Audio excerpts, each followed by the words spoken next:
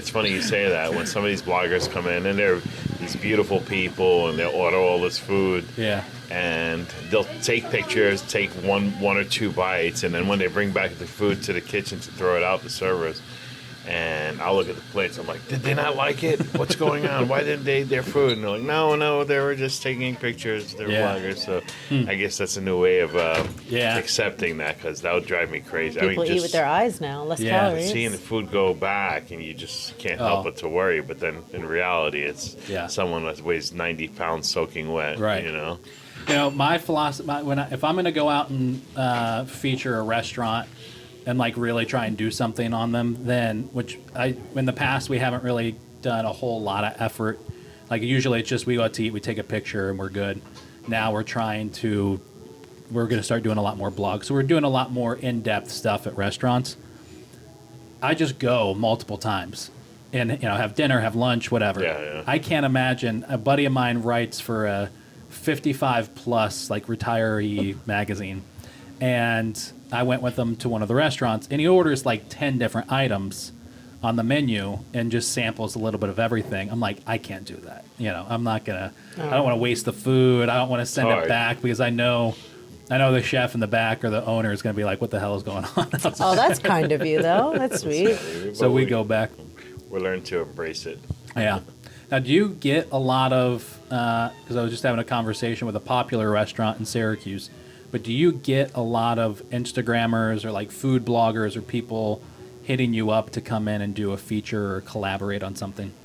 Well, we haven't really gotten much people contacting us about, collaborating or stuff. Yeah. I think a lot of them just come in, we'll start taking pictures of the food, and I see a lot of the blogging is become, how do you say, a spur of the moment thing. Yeah. Where they want to make themselves like, hey, we're out and about, and they make it seem like an event rather than a photo shoot or a blog or something like that. So, but we do get a bunch of them, and it's funny. Lena's, we could tell who the bloggers are when they come in, and you could tell by their small entourage, their ethnicity. We know when the Asians come in, they blog. They put their shit on social media, and they hit it hard. And so when we get the Koreans, we're like, yeah, we're trending. We start high-fiving each other in the back. It's great. We love them all. We love all our customers, especially the ones that are using their platform to help us. It really means a lot to us when they do that, and it helps our business. Because when we go out, we rely on what people are blogging about. When we make our way to Philly or Portland, Maine, and we want to eat, we're looking at Instagram. Yeah. Before we're looking at the menu, like, okay, we want that. Yeah. So, to us, it means everything. We hope that more would reach out to us and say, hey, listen, let's collaborate. We'd put a spread of food out for them like they were kings and queens. Yeah. But if they do it on their own, that's welcoming too. There's a restaurant in Syracuse. It's my favorite restaurant. It's called Amano, and I always say that they do real Italian, because the two main chefs lived in Italy and traveled Europe for like almost a year right before they moved to Syracuse and opened up this restaurant. Nice. So, every other place it's Italian-American, right? There's chicken parm is like the staple. Yeah. Which is good sometimes. Yeah, it's good. Italian-American. But you're not going to... Have you ever heard of chicken riggies? No. Yeah. Okay. All right, so chicken riggies is like a Utica thing. It's basically like a darker red vodka sauce, essentially. It's really spicy. It's rigatoni, chicken.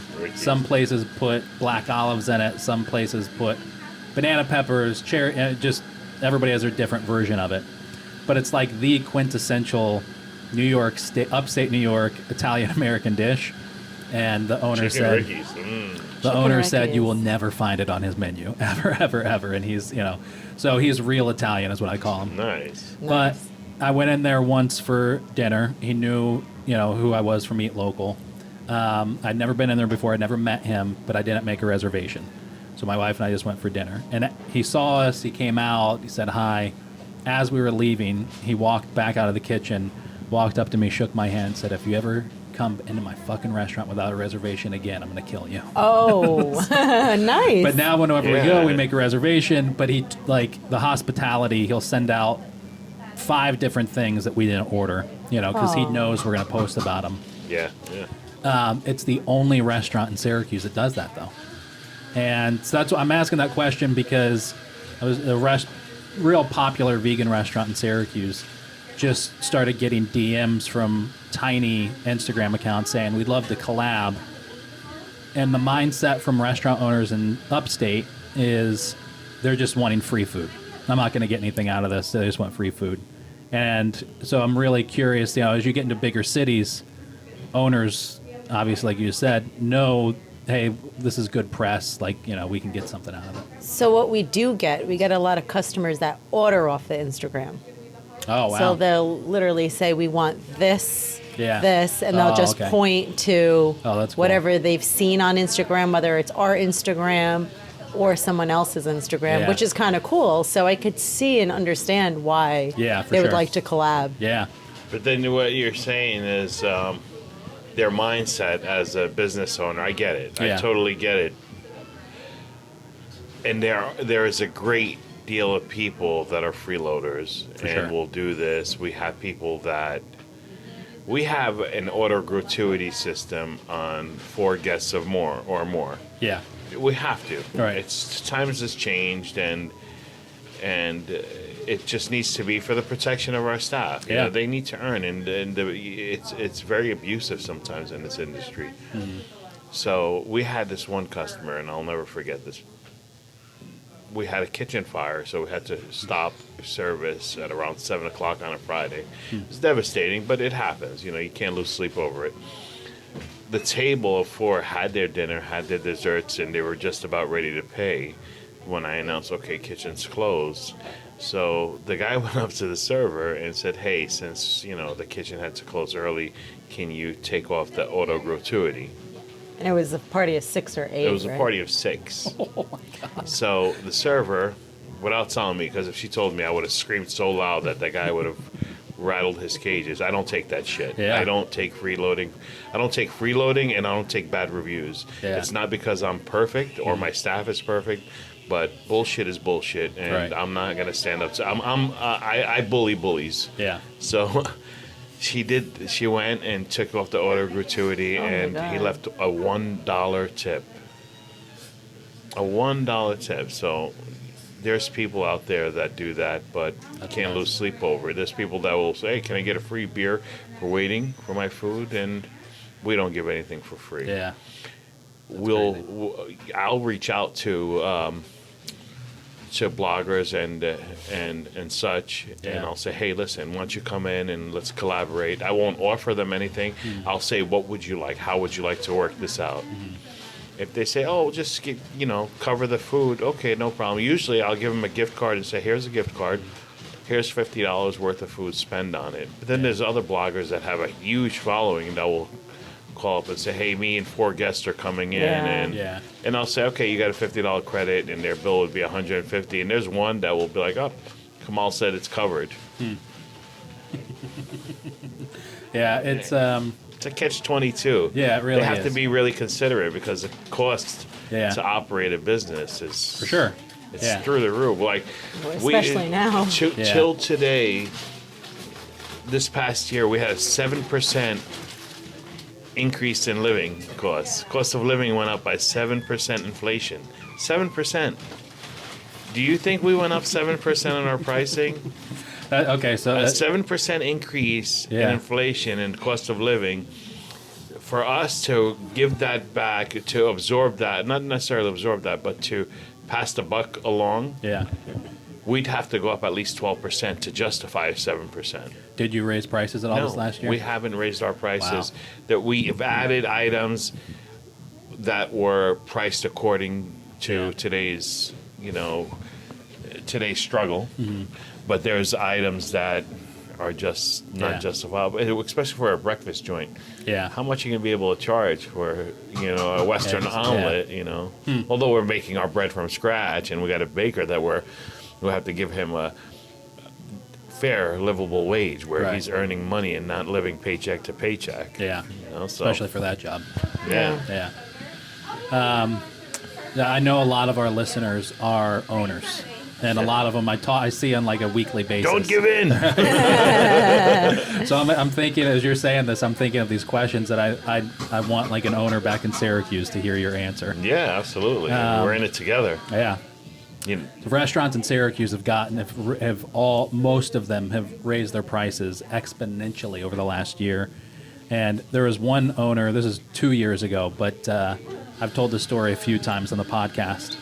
But they were dead, and they were complaining about how hard it was. And I looked at their menu, and everything was really cheap. And they're kind of a nicer sit-down restaurant. So I said, you've got to raise your prices. Like you're charging way too little.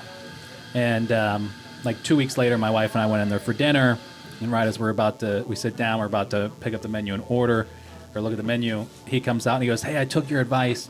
We raised our prices. Everything's great. Nobody said anything." I was like, "Oh, that's awesome." And then I looked at the menu. I was like, "Holy shit, you went too high." It's like you went way too high on your prices. it's hard. He went 10% increase. No, he went about 30% increase on man. his prices. But it is, I mean, it's challenging. And, I reach out to this guy. He has this movement in Syracuse where he'll put restaurants on blast if they're not paying $15 an hour to all their staff. Okay. And so I just reached out to him to try and have him on the podcast because his whole thing is you have to pay a livable wage. But I know from the consumer standpoint and from the restaurant standpoint, as they raise that wage, they're going to jack their prices up. And I'm wondering, I'm wondering what is that break point, today for consumers. Well, it's so we're like it caught right now.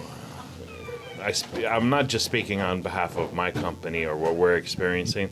I think we as a world are going through a quantum leap, if you may. Yeah. It's like, we're caught in the middle of it. We're experiencing change and a shift in everything. Our thinking is shifting, and the trial and error is happening on our behalf. Yeah. So these restaurants that are facing these challenges and want to pay their staff livable wages, we all want to do that, and by far we're doing the best we can for that. But we're experiencing it. Okay, where do we get it back? So we are having a livable wage for ourselves, and how do we educate the consumer?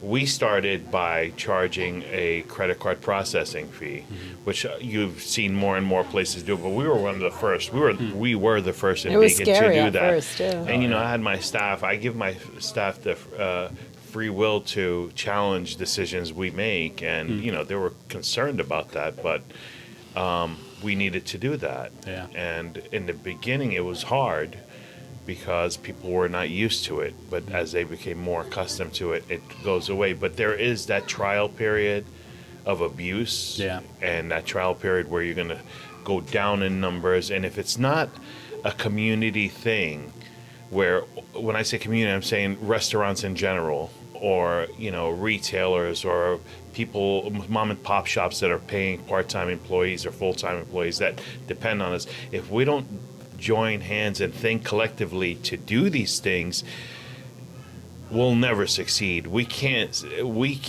sit back and say, let these guys fail on raising their prices and let me steal one or two customers, because eventually it's going to bite me in the butt. Right. We have to work together and understand, like, listen, there's no shortcuts to this, and you being the last ship is not going to benefit anyone. We have to do this together. It's like when milk, I don't know if you remember, there was an issue with milk where it was, some companies were forcing the prices down, where it started affecting the farmers, and you couldn't raise the prices, and it became a shit show. Yeah. I don't know the exact story behind it, but if you do your research on it, you'll get the gist of it. And that's what we have to, business owners have to consider, the fact that we have to do this, and we just have to keep moving forward. And the outside world that is experiencing this and feel like they're the butt of the joke, or they're getting the last lash. Yeah. It's unfortunate, but we're all in this together. And it's unfortunate that you're going to experience a price increase, and we're going to experience loss of business because of this, but it's a necessary step to a better tomorrow. And unfortunately, we're the ones that are doing it. I call it Gen X. I'm a Generation X, and we went from analog to digital, and That's where the auto gratuity helps as well. Yeah. Kind of helps that buffer where, especially front of house is guaranteed a certain amount. They're not getting gypped like that guy that gives $1. It's a full circle. Like the customer also needs to, consider, okay, cost of living went up. Maybe I'll give the server an extra couple of bucks. Is it going to affect me personally, like that, the consumer, like, is it going to affect me, the extra couple of dollars in my pocket? Or can it help this person that's, working during the pandemic, serving people without a mask, putting their health at risk, Right. We're not nurses or anything like that, but we are serving people with no mask. We are touching We're their dirty. therapists. People eat to cure their depression. You have a bad day. You need to go makeup. Date night is all in restaurants. Yeah. And Yeah, it all. I mean, really, it's like, especially running around and talking to and hanging out at so many different restaurants. It's amazing how much all the. If you want to know something that's happened in the community, go hang out in two different restaurants in a day. Absolutely. You'll find out everything.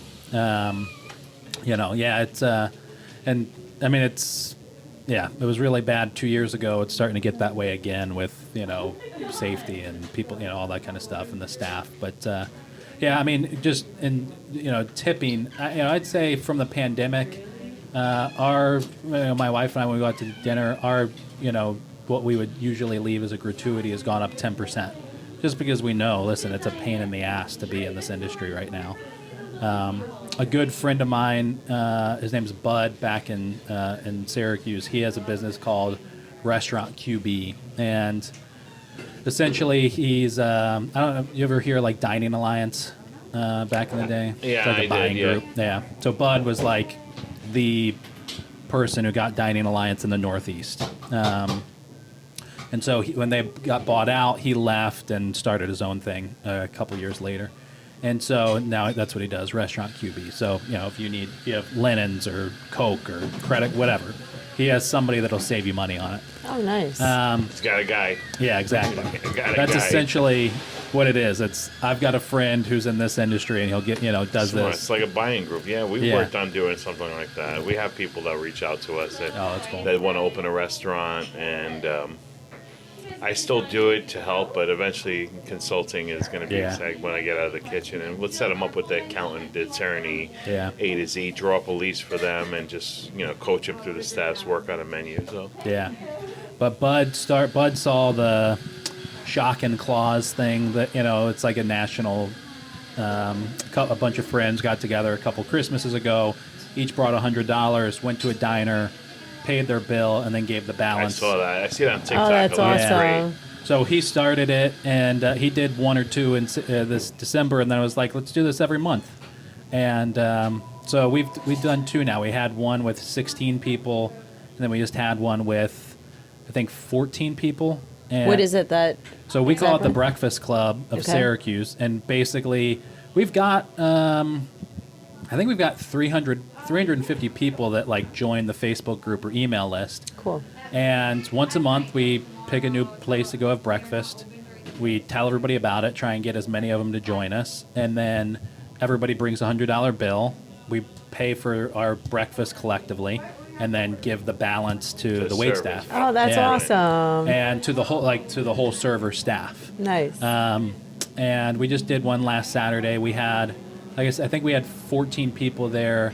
And split amongst the four servers, we were able to give them $1,200. Oh, that's awesome. And they were all, freaking out, just. That's so amazing. It's really cool to do that stuff, especially right now. Especially right now. Like Yeah. we were just closed not We just too long. closed for a week third because time. of, we had our chef, our baker, our two Oh, managers got COVID at the same time. We're like, all right, shut it down. Yeah. What do you do? And it's not just shutting down. At least we're just paying rent. These people are losing their salary for a week. Yeah. We can't afford it, and then we're losing all the food that we have All to throw the- out. yeah. I mean, Yeah. it's devastating. So that goes a long way. I think we should start doing that. Yeah, that's awesome. Yeah, Breakfast right. Club. I'm I love it. hoping. My hope is one day to get like 100 people at one Yeah. spot. You will. Amazing. That's Come over here awesome. when you get Come 100 here. people. We'll 100 sit you should be Beacon Bread outside. Company.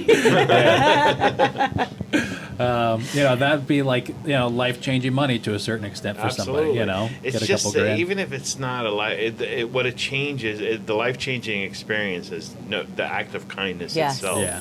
more than the money. It's just the appreciation for someone and what they're doing. We got slammed here once when they shut down Manhattan. We're 1 hour north of New York City on the Metro North from Grand Central, so they came in flock, and Beacon is up there in the top 100 in the country, top cities in the. So we're blessed with that. By all means, it was a blessing in every way. It saved our ass. Yeah. But you get to a tipping point where it's out of control. Yeah. And I mean, I've had servers